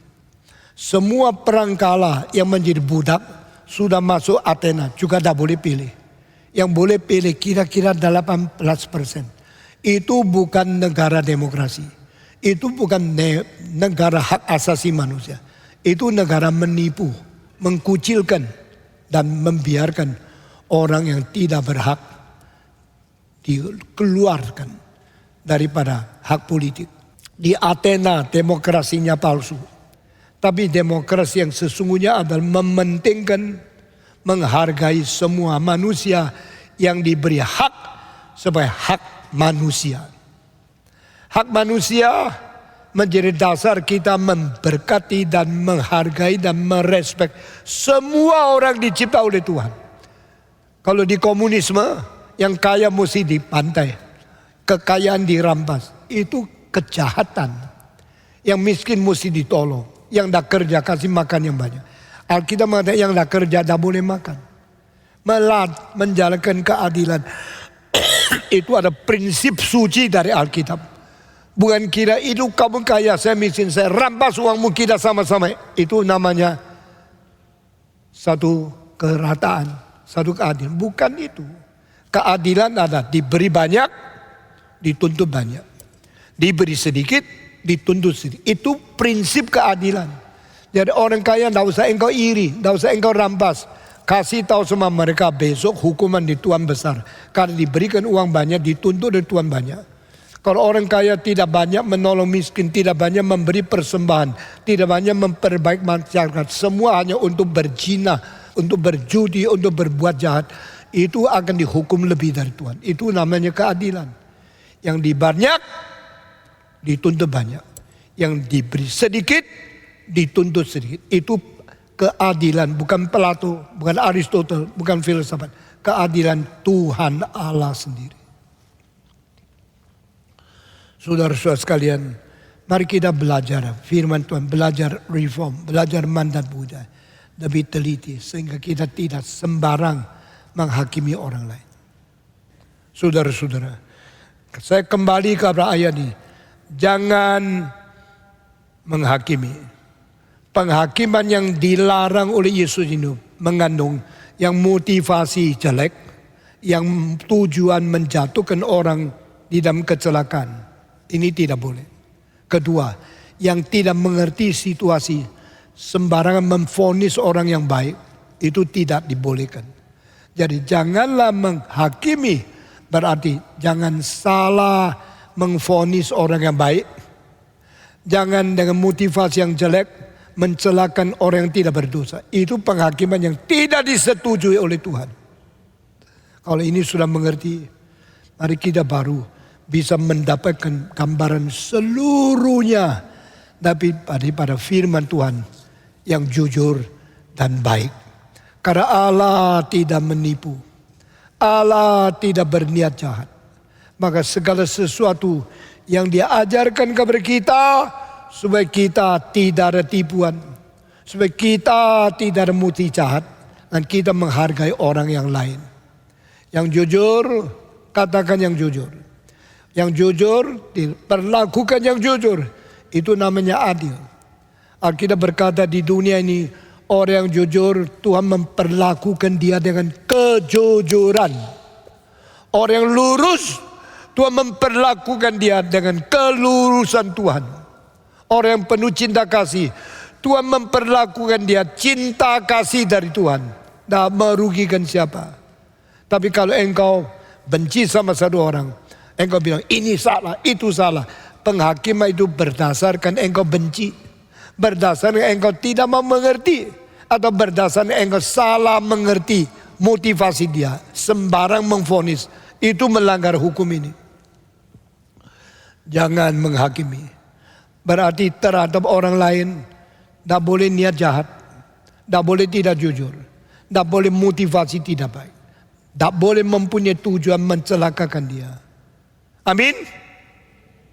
Ini penting jadi manusia. Kedua, di dalam pasal ini ayat yang selanjutnya, engkau mempunyai ukuran bagaimana kau orang lain, akan diberi ukuran sesama kepada kamu. Berarti if you are good to others, God will be good to you. If you are stingy to others, God will resist His grace for you. Kalau sama orang lain engkau terlalu pelit, terlalu kejam, jangan mengharapkan Tuhan memberikan kemurahan kepada kamu. Kalau engkau mencintai orang, engkau hatinya besar menolong orang lain, Tuhan akan menolong engkau lepas dari kesulitan pada waktu engkau di dalam kepicikan. Ini dalil, ini ajaran. Be good to others. Kenapa pelit sama orang lain? Kalau anak sendiri sekolah, puluhan ribu dikirim. Tak pernah telat 1 bulan, supaya anak tidak mati kelaparan di luar negeri. Tetapi kalau ada orang menyerahkan semua, jadi pendeta, gajinya sedikit, sekolah di luar negeri, tak pernah ada orang kaya kirim uang. Saya tidak tahu kamu itu Kristen apa. Saya mengatakan ini karena saya seorang pemimpin gereja, saya seorang pendeta, anak saya juga sekolah di luar negeri. Cari semua sekretaris dan bendahara, pernahkah Stephen Tong ambil uang gereja untuk membantu anaknya sekolah di luar negeri? Never. Saya tidak pernah ambil 1 rupiah GRI mendukung anak sekolah di luar negeri. Tuhan kasihan sama saya. Saya khotbah di lebih banyak tempat. Saya mendapat penghasilan lebih banyak dari orang. Saya bantu, tapi saya tidak bantu semua. Karena anak dibantu semua, akhirnya memanja dia, seluruhnya bersandar dan tidak ada perjuangan. Itu sebab saya kadang-kadang akan cilakalah jikalau engkau dilahirkan dan dikeluarkan kaya sekali, tapi semua hak engkau berjuang dirampas oleh ibu bapak yang kaya. Engkau besok jadi apa? Waktu anak saya di Amerika sekolah harganya tinggi, saya tidak ambil uang gereja. Saya dari uang saya yang terbatas kirim sedikit. Waktunya lain engkau boleh kerja di sekolah. cari uang mendukung sendiri. Satu kali saya mencari anak saya, Yunis Tong. Malam-malam jam 10. Kenapa tidak di rumah? Dia masih kerja. Anak perempuan umur 20 lebih kerja apa? Malam-malam. Saya dibawa ke satu tempat. Dia lagi di satu tempat Kentucky Fried Chicken. Lagi duduk di kasir situ untuk menghitung uang orang bayar. Selesai, saya tunggu dia. Berapa lama lagi? Setengah jam lagi. Saya sama dia pulang. Saya baru tahu anak saya kerjanya setengah mati. Tapi hati saya tentram. Mereka malam-malam tetap kerja, bukan berbuat jahat. Mereka kerja dapat uang, membantu uang sekolah sendiri sebagian, saya kirim sebagian. Satu kali saya ke satu asrama di mana David Tong berada di Universitas Connecticut. Saya dapat alamannya, saya masuk. Di atas ada 4-5 kamar. Tidak ada kamar David Tong. Saya tanya, anak saya tinggal di mana? Oh, David ya? Dia memang pilih sendiri di basement. Kamar yang disewa 5 orang, kamu bayar berapa, semua bayar sama. Tapi dia kamar yang baik kasih orang lain. Dia sendiri tinggal di basement yang paling basah, yang paling dingin. Heaternya kurang kuat, tapi dia gemuk, dia tahan. Dia bilang, saya yang di sini saja. Lalu saya ke bawah melihat dia. Anak saya tempat yang paling siksa, yang paling susah. Lalu saya bilang, kenapa engkau di sini? Ya biar orang lain yang lebih kurus, tidak tahan dingin, mereka di situ. Saya pakai tempat yang paling jelek. Di bawah basement, saya lihat jendela itu sama itu aspal daripada rumah itu terpecah. Lalu dia pakai plester tempel supaya angin dingin tidak masuk. Dia sendiri pilih yang paling jelek, yang paling siksa. Karena dia mewarisi hidup saya. Berani menghadapi kesulitan. Berani berjuang di dalam kemiskinan. Dan saya lihat ada serangga yang keluar. Waduh, saya baru tahu anak saya hidupnya begitu susah di Amerika. Lain seperti anak orang kaya yang dikirim uang puluhan ribu biar dia enak-enak naik Mercy di Amerika. Papanya naik Kijang di sini, anak kasih Mercy di situ. Karena situ murah. Tapi saya tidak izinkan. Sampai dia berkata, Papa, saya sekolah bukan di satu universitas. Saya sekolah di 4 universitas. Saya belajar matematika. Saya belajar filsafat. Saya belajar computer science. Saya belajar satu lagi filsafat. Lalu jam ini kosong, mesti pindah ke sekolah itu. Besok jam kedua kosong, saya mesti lari ke sekolah itu. Saya naik bus, tunggu lama, tidak keburu Pak. Saya perlu satu mobil. Ya oke. Akad pilihanmu, sekolah 4 tempat. Saya beli satu mobil. Tapi mobil punyaku, bukan punyamu. Saya pinjamkan engkau di Amerika. Engkau jangan sembarangan boros bensin. Jangan sembarangan tabrakan. Kalau boros bensin, you bayar sendiri. Kalau tabrakan, you kembali. Bikin betul, you bayar sendiri. Karena ini mobilku. Baru saya izinkan dia beli mobil. Pengajaran begitu ketat. Dari seorang ayah yang begitu keras. Saya pemimpin gereja. Saya tidak boleh membiarkan orang kafir bilang, itu pendeta gereja. Gereja besar. Pendeta besar. Pakai uang persembahan anggota seenaknya untuk anaknya sekolah. Tidak. Saya tidak pernah ambil 1 rupiah dari KRI untuk mendukung anak saya sendiri. 4 lulus di Amerika. Dan mereka saya kasih tahu, dah tentu harus di Amerika. Kalau Tuhan pimpin engkau kembali ke Indonesia, kembali. Maka Wenling yang kondakur itu, waktu dia diberikan 60.000 1 tahun. Menjadi satu pemimpin musik di satu gereja besar di Amerika. Saya bilang, enggak, you pulang bantu ASC. Sekarang kita punya konsol baru mulai, kurang orang, dia pulang. Lalu saya kasih dia tahun pertama, 1 bulan gajinya 5 juta. Kamu mau anakmu kerja, bayarnya miliatan di luar negeri, pulangnya dapat 5 juta 1 bulan. Kamu enggak mau. Tapi Stephen Tong berani kerjakan. Dan dia taat sampai sekarang kerja musik. Honornya tidak banyak. untuk membuat gereja di sini mengerti musik yang indah. Saudara-saudara, orang lain menghakimi saya, menghina saya, silakan. Tapi saya tidak akan sembarang keluarkan kalimat memvonis orang, menghakimi orang lain. Saya tahu bagaimana menjadi teladan sebagai pemimpin. Pemimpin ada dua macam. Semacam menggali semua keuangan anggotanya untuk memperbanyak, mempertebal, memperkaya keluarganya. Saya tidak. Waktu kita bangun, tidak ada rupiah yang diboroskan. Tidak ada uang yang dikorupsikan.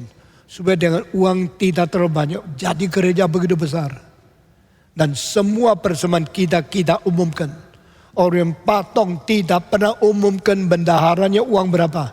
Itu adalah untuk mau korupsi. Tidak. Kamu mau menghakimi saya terserah. Tapi saya akan jalankan setiap rupiah setia kepada Tuhan. Akhirnya persembahan Anda, baik daripada persembahan bangunan atau persembahan hari, semua dikumpul, tidak sembarang pakai. Akhirnya jadi. Saudara tahu waktu kita bangun menara 24 susun itu, tidak pinjam uang dari bank, tidak minta bantuan dari luar negeri, tidak minta pertolongan dari pemerintah, dan tidak pergi ke orang kaya cari tanah. Susahnya bagaimana engkau dah tahu, saya yang paling tahu. Karena itu saya yang tetapkan semua prinsip itu. Akhirnya uang persembahan yang dikumpulkan untuk hari depan kalau perkembangan tidak dipakai, dimasukkan ke gedung 24 susun itu. Akhirnya boleh menjadi tempat museum uang STEMI, tidak pakai uang gereja. Menjadi tempat SKC, menjadi tempat akan universitas sekarang. We never misuse our money. You never corrupt even 1 rupiah. Sehingga gereja lain bulan tahun tetap satu gedung kecil. Kita baru 30 tahun sudah mempunyai gereja terbesar. Menara 24 susun, kita masih beli tanah di BSD. Sudah tahu BSD beli tanah berapa uangnya? Sudah dimurah-murahkan 1 meter cuma 8 juta. Tapi 4 hektar lebih. Akhirnya kita mesti bayar hampir 400 miliar. Dari mana uang? Ada yang kasih uang untuk beli tanah BSD, coba angkat tangan. Karena saudara dalam kesulitan, saya tidak ganggu. Tapi persembahan kita kumpulkan. Sekarang tanah itu sudah semua dibayar. Karena di gereja ini tidak ada korupsi, tidak ada pemborosan, tidak ada pendeta yang ambil uang untuk keluarganya. Lalu keluarga saya tidak perlu uang. Tidak ada kekurangan. Ada. Setiap kali kalau anak saya dapat kekurangan, kesulitan besar di Amerika, saya tidak minta uang di gereja. Saya minta STEMI di Amerika bisa menolong, bantu beasiswa sedikit. Akhirnya 4 anak semua lulus dari situ. Dan mereka sekolah setengah mati. Dan baru tahun ini kita melihat anak saya paling kecil, conducting orchestra, dapat juara dunia di Perancis. Dia sudah pulang 1 minggu lebih. Ini orang dunia, orang besar, orang melampaui prestasi saya jauh sekali. Saya harus menghargai dia. Karena dia belajarnya baik-baik, tapi tidak ambil uang. Kalau tidak ambil uang, mau kerja di gereja? Mau. Kalau dia kerja di sini, kedap di sini, bayarnya sedikit sekali. Karena dia untuk Tuhan, bukan untuk manusia. Saudara-saudara, kembali ke Alkitab ini. Kalau engkau baik kepada orang lain, hatimu besar menghadapi orang lain, Tuhan juga hatinya besar kepada engkau. Tuhan tidak akan merugikan kita. Satu kali saya mempunyai uang dikembalikan dari gereja, uang tiket kapal terbang. Lalu uang hodor saya khotbah di Amerika, $4,000 di dalam kantong saya. Malam itu saya habis khotbah, mau pulang di tengah jalan, ketemu seorang anak umur 26. Anak Indonesia. Oh, saya tahu dia, saya kenal dia. Dia di Philadelphia. Hari itu saya khotbah di Philadelphia. Oh, saya akan mempersiapkan pemindahan rumah. 3 hari lagi saya pindah. Pindah ke mana? Ke Irak. Hah? Engkau sudah selesai sekolah di Westminster. Sudah 2 tahun. Saya baru selesai. Saya dapat gelar master teologi di situ. Dan sekarang saya mau pulang Indonesia bantu sekolah teologi saya. Tidak. Karena pimpinan Tuhan lain. Saya tanya, apa pimpinan Tuhan udah engkau? Tuhan menggerakkan saya pergi ke daerah yang paling sulit mengabari Injil. Di mana itu? Di Irak. Bahaya luar biasa. Saya tanya, engkau lulusan mana? Saya S1 dari Carnegie Mellon. Saudara cari Google. Itu universitas top di Amerika. Seperti Harvard, seperti Yale. Sudah selesai, saya rasa dipanggil Tuhan. Saya mau jadi hamba Tuhan. Lalu saya masuk sekolah teologi di Westminster. Karena dia lulus master dari Carnegie Mellon. Dia cukup 2 tahun ambil master lagi di Westminster. Maaf ya, saya tanya. Kalau ada orang kirim, engkau ada uang, engkau pergi situ, sewa rumah pakai uang siapa? Engkau makan, beli makanan dari uang siapa? Dia bilang, saya dengan iman menghadapkan Tuhan. Papa saya, mama saya agak kaya.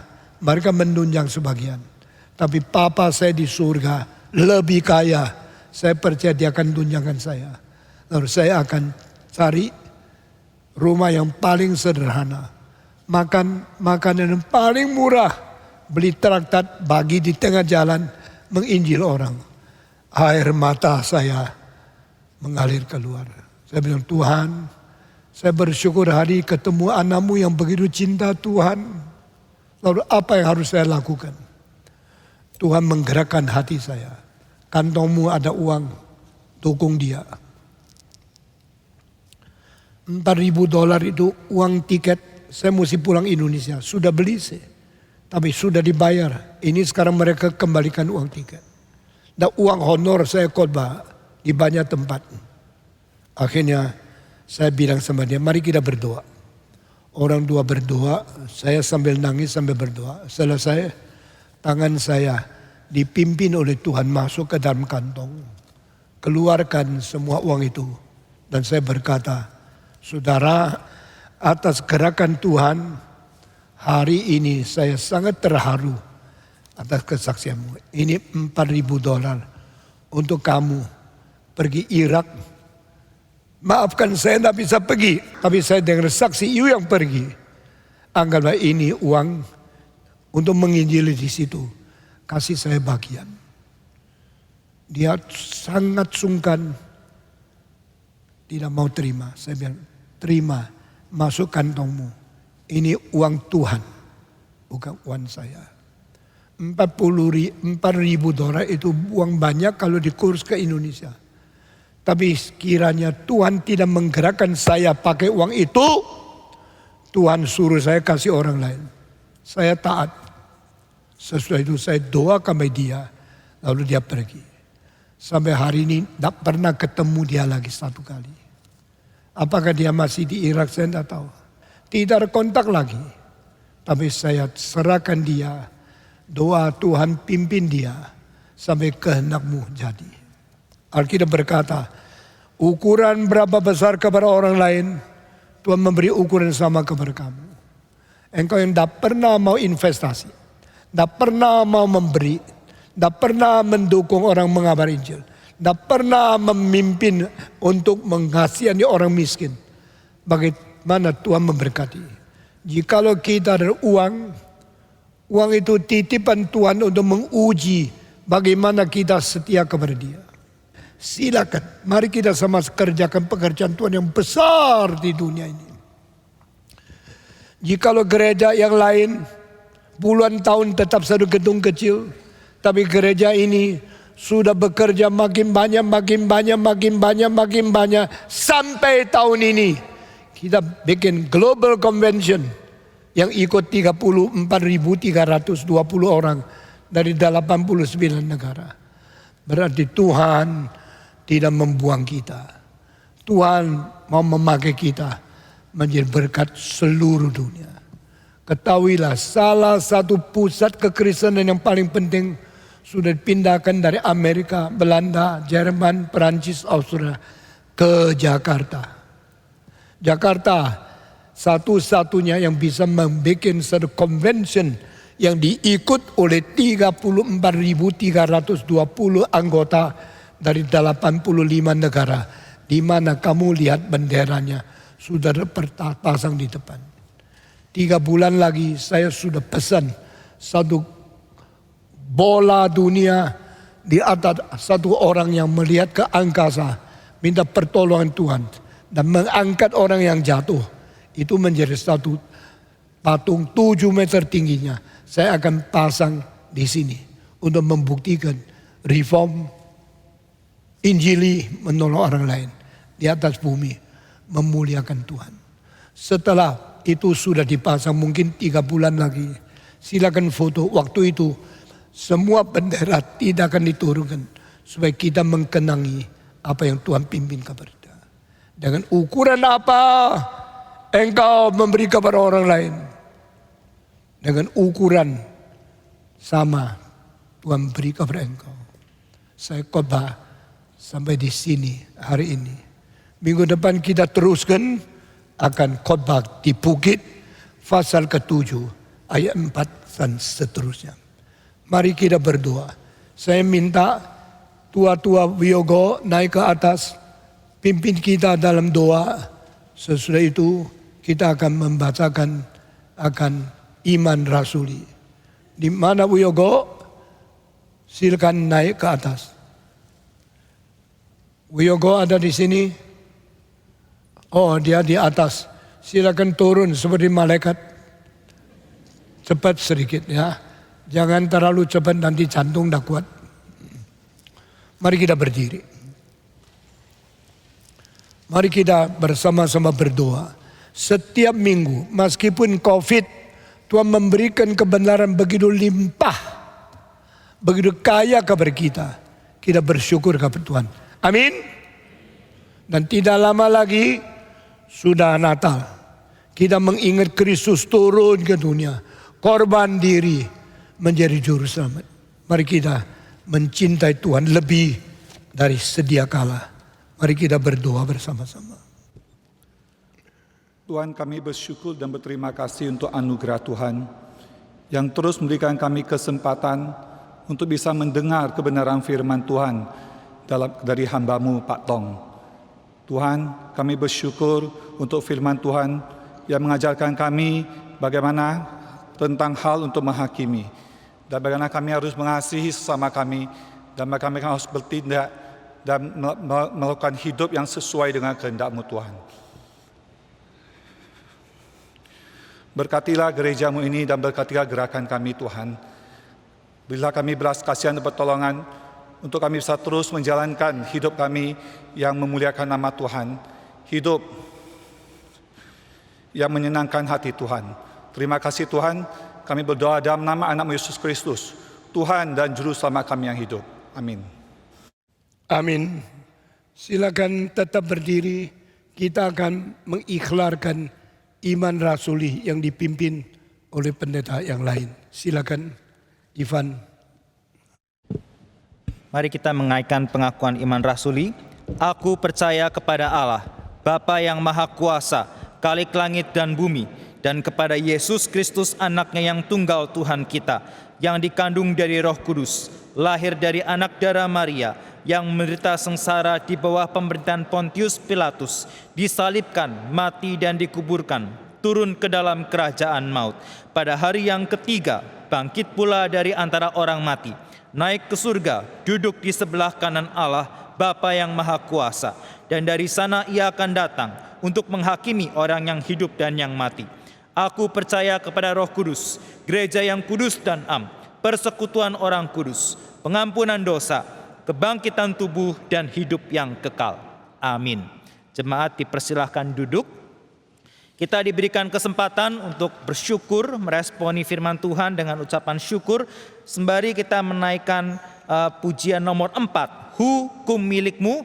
Kita naikkan pujian ini sembari kita diberikan kesempatan untuk memberikan persembahan. Kantong kedua pada hari ini akan diperuntukkan untuk penginjilan. Mari kita nyanyikan lagu nomor 4, hukum milikmu.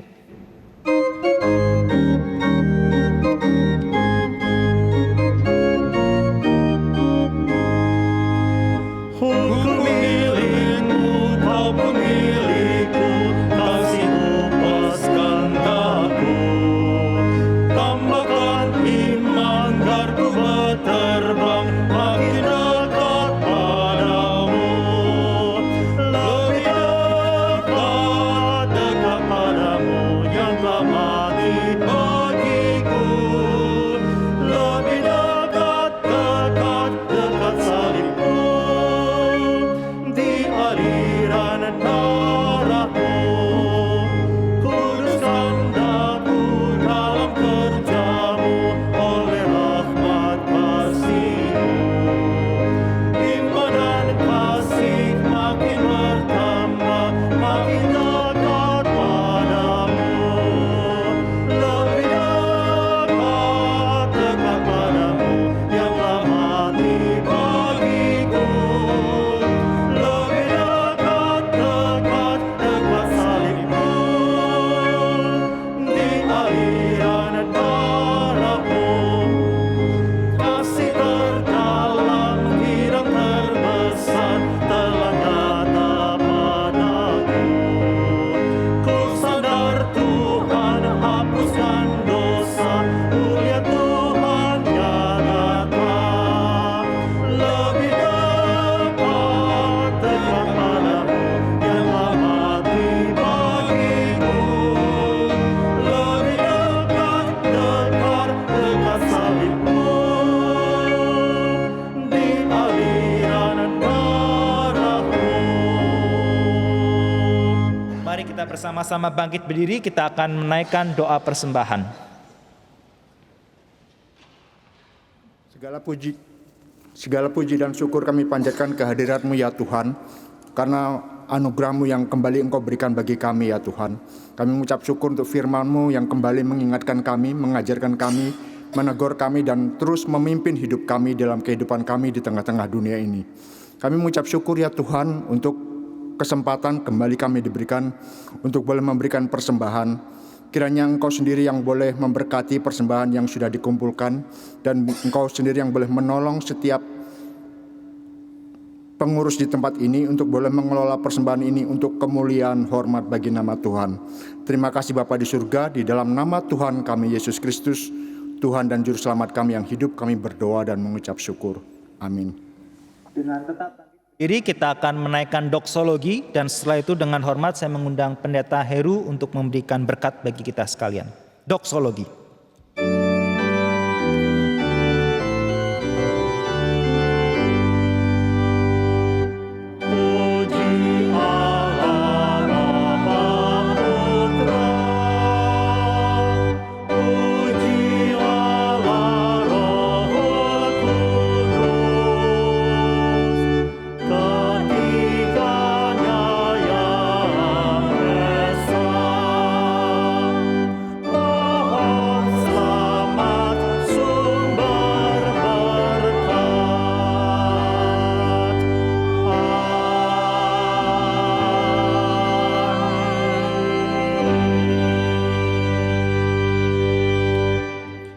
Jemaat yang dikasihi Tuhan, hendaklah engkau pulang dengan membawa berkat daripada Allah Tritunggal.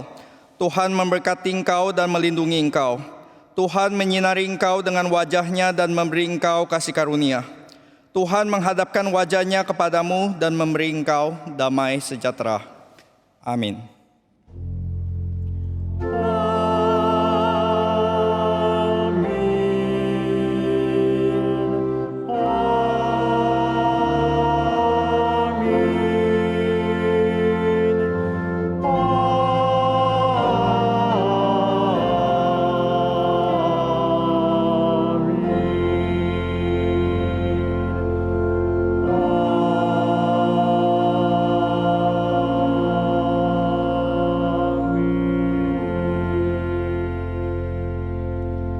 Silakan duduk, kebaktian selesai. Silakan mengambil saat teduh.